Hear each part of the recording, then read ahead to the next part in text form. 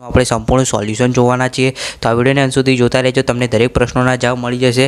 અને ચેનલ પર ના તો ખાસ ચેનલને સૌપ્રથમ સબસ્ક્રાઇબ કરી દેજો, જેથી દરેક વિષયના પેપર સોલ્યુશનના વિડીયો સૌપ્રથમ તમને મળતા રહે। વાત કરીએ વિદ્યાર્થી મિત્રો વિભાગ એ, જેની અંદર તમે સ્ક્રીન ઉપર જોઈ શકો છો પ્રશ્ન નંબર 1।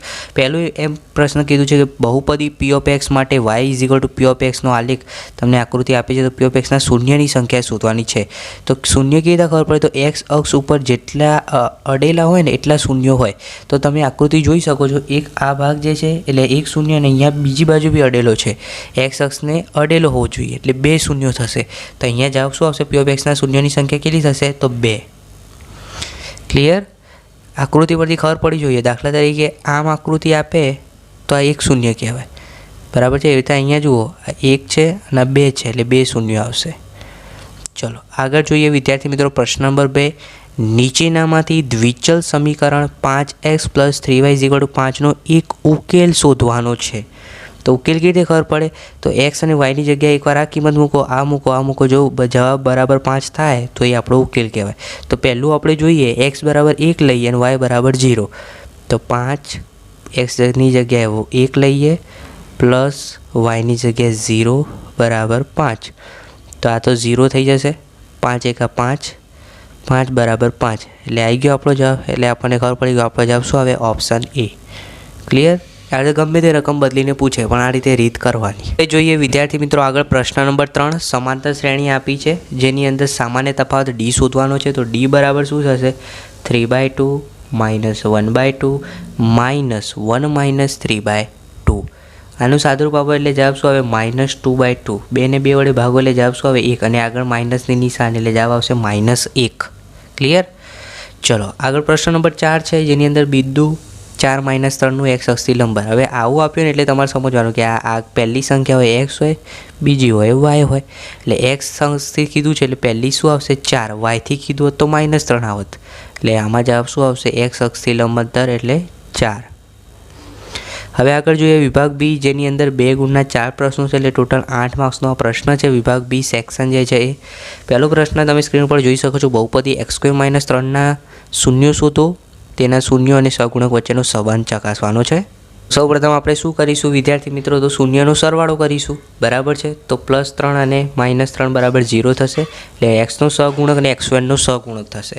શૂન્યનો ગુણાકારનો સંબંધ જોઈએ વિદ્યાર્થી મિત્રો, તો આ બંનેનો ગુણાકાર કરીએ તો -3 મળશે, એટલે અચળ પદ અને x² નો સહગુણક। તો આ રીતે આપણે સંબંધ ચકાસવાનો છે, બરાબર। જોઈ લો, આના 2 માર્ક્સ એકદમ સહેલું છે। આગળ વિદ્યાર્થી મિત્રો પ્રશ્ન નંબર 6। સમીકરણ યુગનો ઉકેલ લોપની રીતે શોધવાનો છે। x + y = 5, 2x - 3y = 4। તો પહેલાં બંને સમીકરણ લખીશું। બંને સમીકરણને શું કરીશું? સમીકરણ 1 ને 3 વડે અને સમીકરણ 2 ને 1 વડે ગુણીશું, એટલે આ રીતે આપણને સમીકરણ 3 અને 4 મળશે। ત્યારબાદ સરવાળો કરીશું, તો સરવાળો કરીશું એટલે x ની કિંમત 19/5 મળી।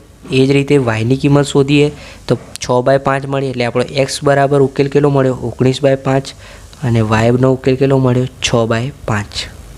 ક્લિયર? આપણો જવાબ છે। હવે વાત કરીએ વિદ્યાર્થી મિત્રો પ્રશ્ન નંબર 7।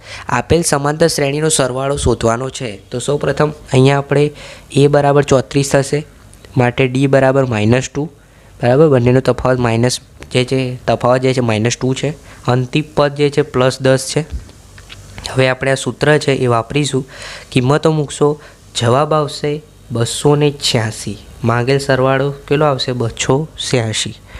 આગળ જોઈએ પ્રશ્ન નંબર 8। બિંદુ 4 - 3 છે, પછી 8 અને 5 ને જોડતા રેખાખંડનું 3/1 ગુણોત્તરમાંતર વિભાજન કરતા બિંદુના યામ શોધવાના છે। તો આપણે સૂત્ર જાણીએ છીએ p of xy માટેનું, વિભાજન સૂત્રનો ઉપયોગ કરીશું। રકમ મૂકશો, x બરાબર તમને 7 મળશે, y બરાબર 3 મળશે, એટલે આપણો જે માંગેલ બિંદુ જે છે એ શું થશે? 7, 3। આ રીતે દર્શાવવાનું। ક્લિયર? હવે વિદ્યાર્થી મિત્રો આગળ તમે પ્રશ્ન સ્ક્રીન ઉપર જોઈ શકો છો। 3 ગુણના 3 પ્રશ્નો છે, બરાબર છે। ટોટલ 9 માર્ક્સના 3 પ્રશ્નો છે સેક્શન સી ની અંદર, જેની અંદર પહેલો પ્રશ્ન નંબર 9 નંબરનો જે પ્રશ્ન છે એમાં તમને એકદમ ઇઝી ભાગાકાર કરવાનો છે।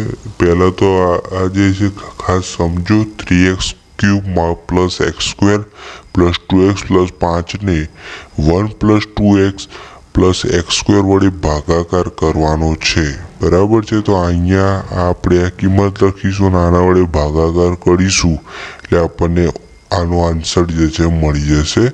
આનો વિદ્યાર્થી મિત્રો સંપૂર્ણ દરેક પ્રશ્નોના જવાબ લખેલી પીડીએફ જોતી હોય સોલ્યુશનની તો એની લિંક નીચે ડિસ્ક્રિપ્શનમાં આપી છે, ત્યાંથી પીડીએફ ડાઉનલોડ કરી દેજો અને બધા જ પ્રશ્નોના જવાબો ખાસ તૈયાર કરી દેજો. પ્રશ્ન નંબર 10 જે છે એ તમે સ્ક્રીન ઉપર જોઈ શકો છો.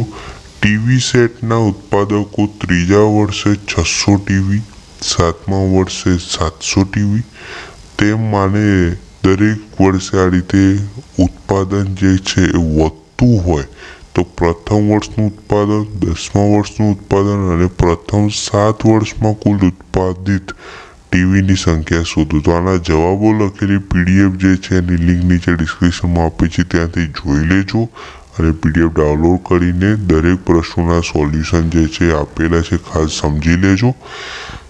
11મો પ્રશ્ન છે, આપેલ શિરોબિંદુઓ ધરાવતા ત્રિકોણનું ક્ષેત્રફળ શોધવાનું છે. તો તમને અહીંયા 3 શિરોબિંદુ આપે છે, બરાબર છે. તો આનું ત્રિકોણનું ક્ષેત્રફળ આપણે શોધવાનું છે. જે સોલ્યુશનની પીડીએફ જે છે એમાંથી તમને જવાબ મળી જશે આનો. આગળ છેલ્લો પ્રશ્ન છે જે 4 ગુણનો પ્રશ્ન છે. મોસ્ટ આઈએમપી દાખલો છે, બસ વાળો ખાસ તૈયાર કરી દેવાનો છે, મુસાફરી વાળો આ પ્રશ્ન ટ્રેનનો. પ્રશ્ન નંબર 12, માનસી તેના વતન જવા માટે 300 કિલોમીટર મુસાફરી અસતઃ ટ્રેન દ્વારા, અસતઃ બસ એટલે થોડું અંતર ટ્રેન દ્વારા અને થોડું અંતર બસ દ્વારા કાપે છે. જો તે 60 કિલોમીટર મુસાફરી જે છે ટ્રેન દ્વારા અને બાકીની એટલે બાકી કેટલી થઈ તો 240 કિલોમીટર મુસાફરી બસ દ્વારા કરે છે, તો બાકીની મુસાફરી બસ દ્વારા કરે તો તેને વતન પહોંચતા 4 કલાક લાગે છે. અને જો તે ટ્રેન દ્વારા 100 કિલોમીટર અને બાકીની મુસાફરી બસ દ્વારા કરે તો વતન પહોંચતા 10 મિનિટ વધારે લાગે છે, એટલે 4 કલાક 10 મિનિટ જેટલો સમય લાગે છે. તો ટ્રેન અને બસની પ્રતિ કલાક સરેરાશ ઝડપ શોધવાની છે.